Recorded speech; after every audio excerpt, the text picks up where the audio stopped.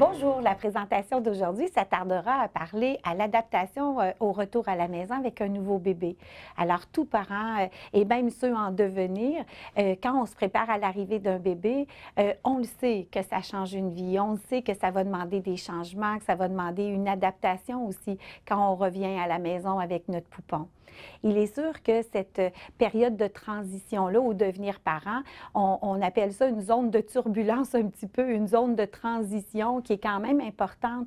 Et cette zone de turbulence-là est temporaire, là, et j'insiste sur le mot temporaire dans le sens où c'est sûr que ça va prendre quelques jours, quelques semaines pour que tout le monde retrouve son équilibre, sa place à travers ça, mais c'est le temps qui fait en sorte que tout ça se replace, tout simplement.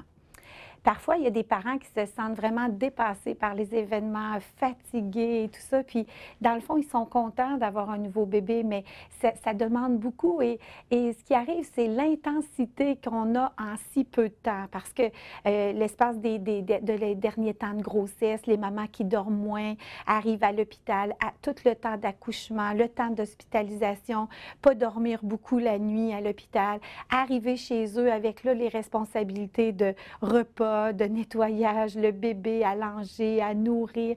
Alors, tout ça arrive dans un contexte vraiment où les parents sont plus fatigués au départ. Alors, c'est l'intensité de ces moments-là, des fois, qui fait plus la difficulté. Mais il faut se donner du temps, c'est ça qu'il faut apprendre. Il n'y a pas personne de parfait. On apprend au jour le jour avec nos enfants. Et puis, le rôle de parent, on le développe avec le temps. Alors, il faut se donner ça, là. C'est pourquoi il est si important de garder une communication dans le couple, se dire comment on se sent l'un et l'autre, de retrouver une zone de confort ensemble dans le sens où de redistribuer les tâches aux besoins, revoir notre temps aussi d'intimité et aussi peut-être un petit temps réservé pour la femme toute seule et l'homme tout seul aussi pour se ressourcer puis reprendre l'énergie. Il est certain que quand on a